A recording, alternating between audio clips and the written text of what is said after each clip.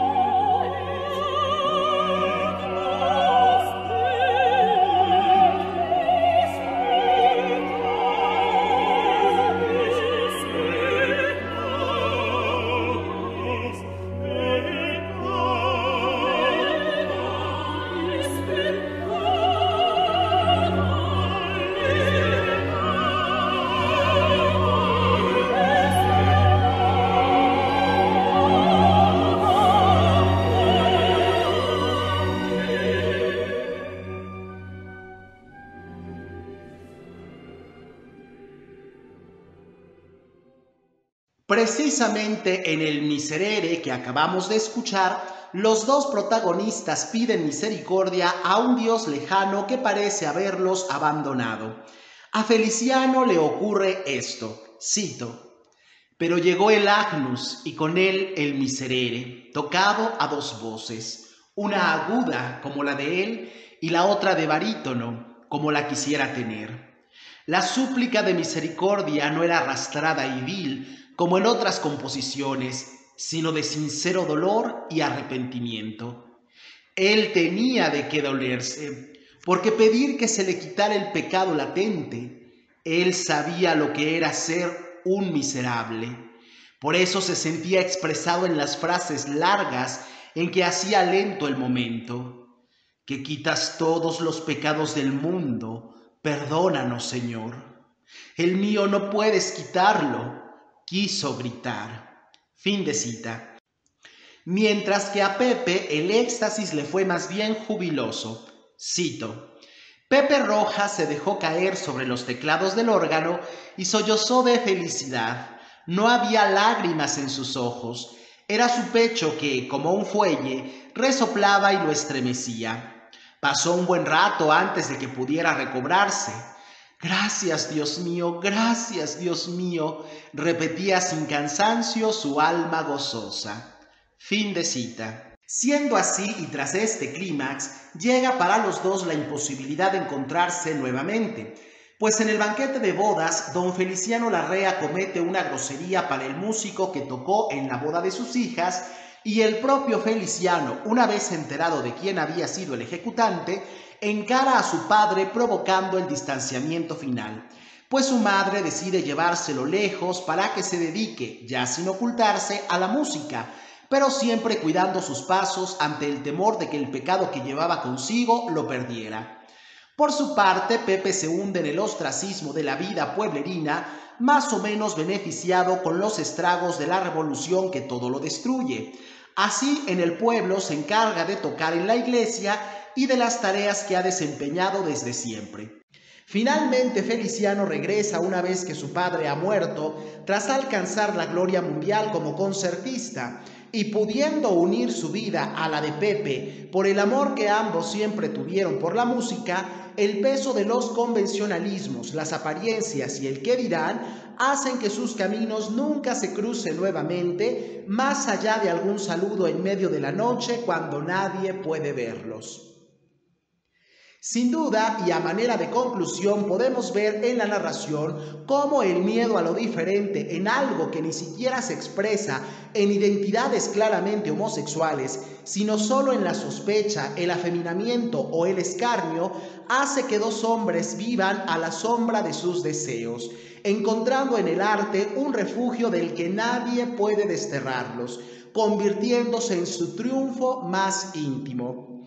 Yo me despido, no sin antes recordarles que leer es una forma de empoderarnos. Hasta la próxima.